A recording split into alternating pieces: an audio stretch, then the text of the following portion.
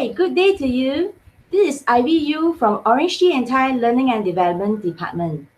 Thank you so much for tuning in, and this is Experience Series episode number 2.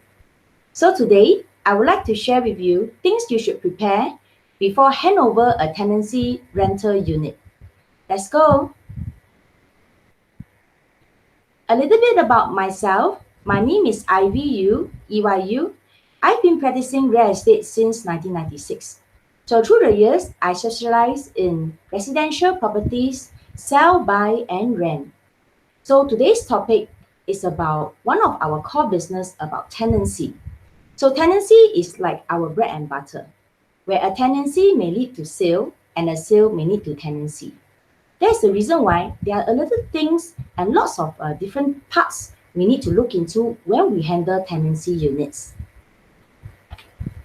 So what are the things to check and prepare when you are talking about handing over a tenancy apartment? We need to check the original immigration work or other passes of the tenant. This is to prevent any forgery and to make sure you identify the person who comes for the viewing with you with the same passes that they are holding. And you do keep a copies of all these passes and also check their actual processes before you actually pass everything over to your landlord and make the offer. So once the offer is accepted, we will actually proceed to do up an inventory list that lists down all the fixtures and fittings in the apartment or the HDB flats. But of course, we will also need to draft out a draft tenancy agreement stating down all the details that's agreed between the tenants and the landlord. Next, we will prepare a condition report. This condition report actually reflects not just the inventory, but the actual wear and tear and the condition of the unit when you pass over to the tenant upon the handover. If it's a brand new apartment, you just need to take general pictures of each part of the houses, be it the hall, balcony, bedroom, kitchen, and even the laundry yard. So if it's an older apartment, say it has been tenanted out for a couple of years, you will also take the regular pictures, including the kind of details that you look at. For example, if the house has wallpaper, they have fixture and fittings which are older, you can actually take note of this. So later on, I do have some samples to show you how I do my picture inventory list and the condition report. Next, consolidate all the keys and access card. For HDB properties, most of the keys we are referring to the main door and the gates. And of course, regarding to those grill keys and bedrooms. Whereas for condo, we will have additional items such as the access card to the condominium. So bear in mind, we need to check all these are in working condition, able to open and close, and able to use before we arrange the handover. Last but not least, we prepare both hard copy and soft copy of tenancy documents. At this moment, because of COVID-19, we can't be presently doing takeover and handover. We will suggest that you use digital signature for all these documents. From the very beginning, for the letter of intent, all the way until tenancy agreement and the acceptance of the apartment or the HDB flats using the inventory list. I would like to cover a bit on how do we verify and check the potential tenants that comes and view our landlord's property. Since September 2017, Ministry of Manpower in Singapore has actually done up this SG Work Pass app, and it's very useful for agents that we can check and verify all the work passes. These include employment pass, work permit, special pass, intendant pass, and the social visit passes. So since September 2017, all the new passes actually do not have any expiry date on them anymore. In place, there is this thing called a QR code. Let me show you an example. The moment where you download the SG Work Pass app, and then you use the work permit itself, at the back of the work permit, you'll be able to see this SG Work Pass QR code. You can open up the app and scan this pass. And it also works for copies which is sent to you through JPEG and PNG files. And subsequently, at this app, you'll be able to see a screenshot. Save it, because over there, this screenshot, they will record down when did you scan on this pass, what are the pass type, when the pass expires, the employer details, occupation, and of course, more details on the card serial number. So all this actually help us to verify the passes validity dates and details. Now I'd like to show you a case study with regards to why is it so important that we as a salesperson, we need to double check on all these passes. This case actually happens to one of my team associates that he was doing a HDB rental. Tenant A and his family committed to a 2-year lease which commenced in June 2015. Tenant A was holding an employment pass where his family were all under dependent passes at the time. So during that time, when they enter into the contract, everything was fine and the agent has actually briefly checked that the pass is still valid. In September 2016, Tenants A agent received a call from ICA for an investigation. So we were also surprised that actually ICA do a random checks on some of the passes. So what actually happened? The passes for tenant A and his family were expired in June 2016. What happened is his passes was issued in 2014. So he has a 2-year passes in Singapore. However, it is very common that tenants were actually committed to one of the 1-year tenancy and subsequently they may want to change to another apartment or a HDB for rent. So when they end the first tenancy, they proceed to rent the second property and using the current passes. So during that time, as an agent, we all check that the passes are all valid, but still we proceed on to sign the 2 years lease. Actually, it's not totally wrong. It's just that in the midst of that tenancy for the 24 months, we will actually need to take note and double check their passes for the new one being renewed. So because his HR personnel overlooked during that time, and then as such, the application was delayed.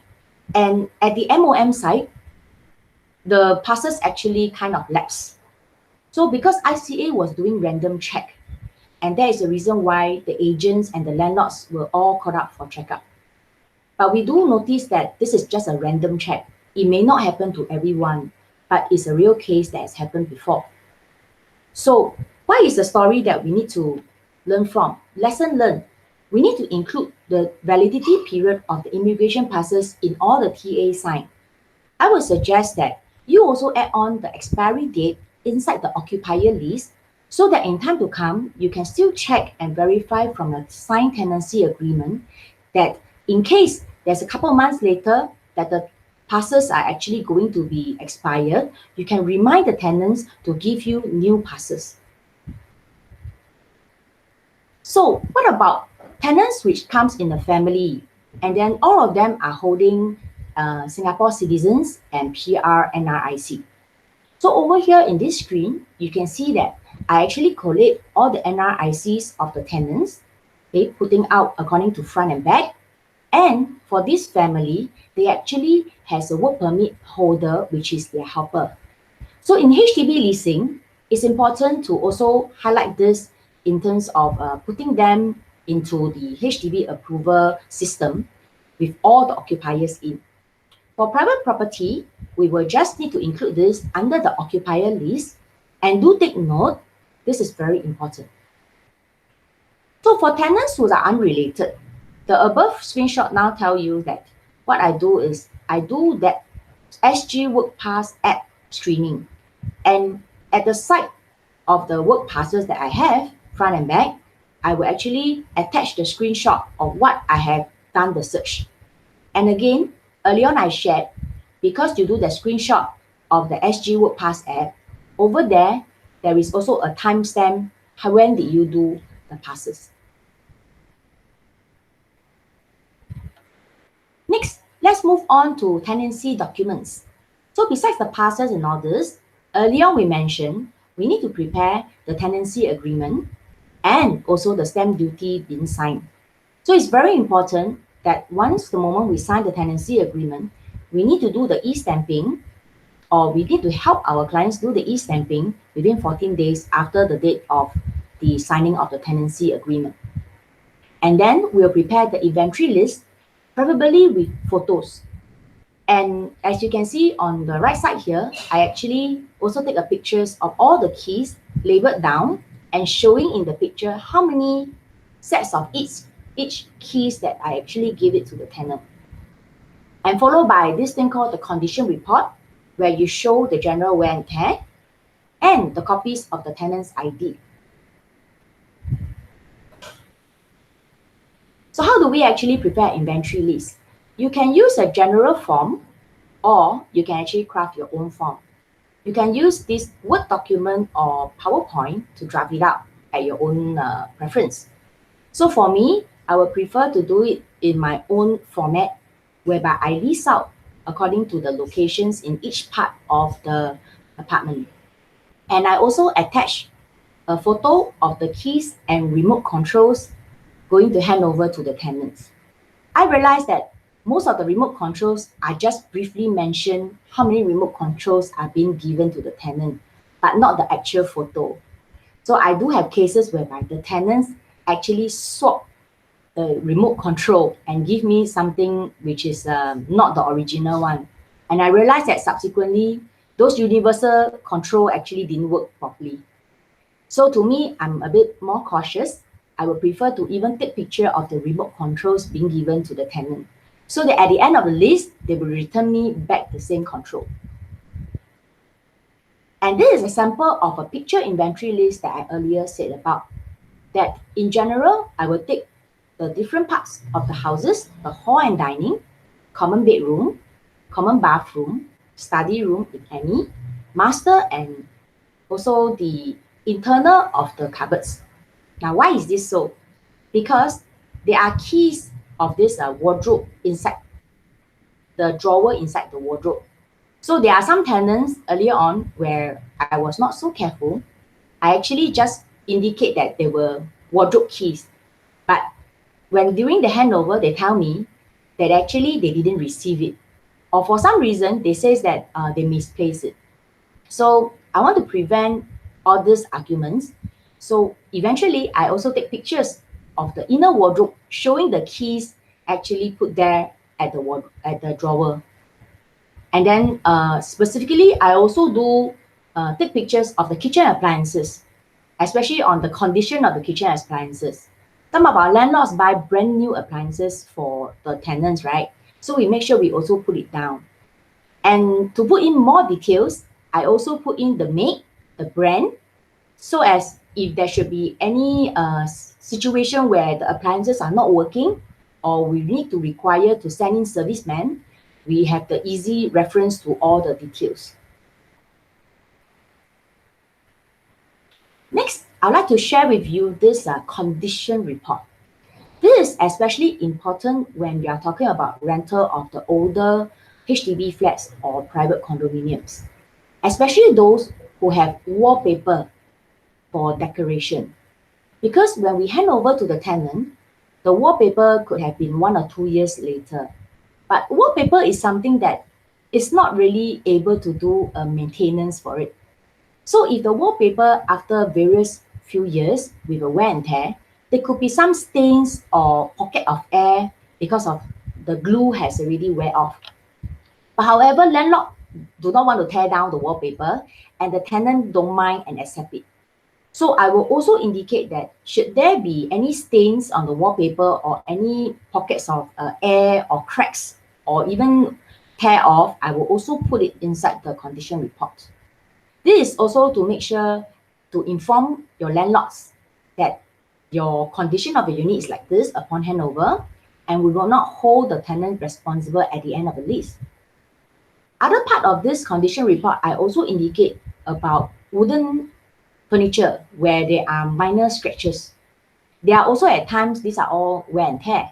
So I also put into details with there are minor scratches on all these wooden fixtures and fittings.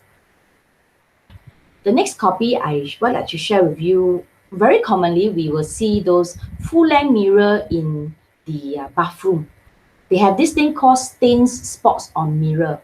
I don't really know the actual name for it, but it's actually done, happen because there is this condensation of hot water in the bathroom. So when this happens, right, it's very difficult to remove them because it's at the other side of the mirror. So normally I will just take picture of it and put in the arrow, as you can see here from my slide, and indicate to the landlord and tenant that this is already there during the handover. Okay, now let's move on over to the other documents that is required during tenancy. For HDB rental, it's important that we need to have this HDB subletting approval letter. Now, this will be done upon confirming the leasing and signing of TA, and then landlord will need to use their SingPass to input all these details. So for first application, the landlord will need to go in with SingPass and make sure that they will key in the details accordingly.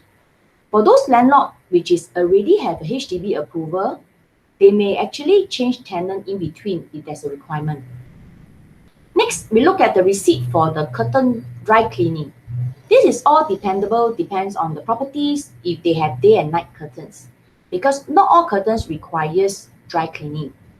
But for properties with day and night curtains and with those quality materials, I would suggest that we will also send it for the dry cleaning, which is important. And we also provide the receipt for the latest aircon servicing. This is a basic requirement because every tenancy, the tenants needs to quarterly do their servicing. So should they not be getting a company to do it by the contract, then the tenant is required to pass the receipt to us so that we can update our landlord. And it's advisable within 2 to 3 weeks before the actual handover and not too long after that, because we will also need to provide the same receipt to the incoming tenant. Another receipt that we are looking at is the general cleaning services. This one depends on whether on the onset, when you hand over to the current tenant, is landlord doing a professional general cleaning.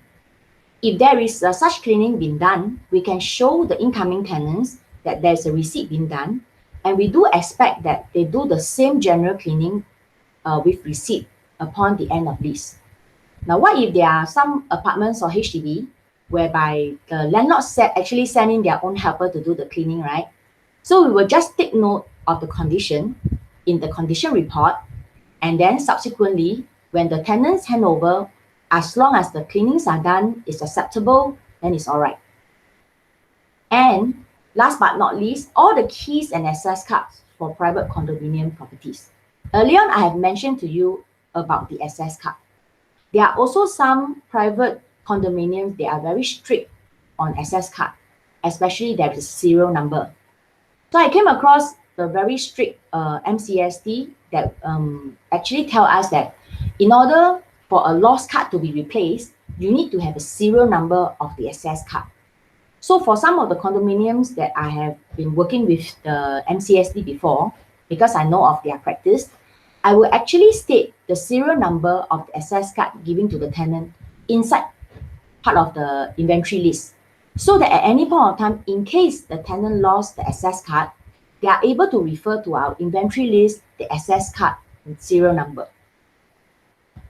Okay. So anyway, thanks for watching today's sharing. I hope with this short sharing, you are able to look into what are the preparation for residential handover.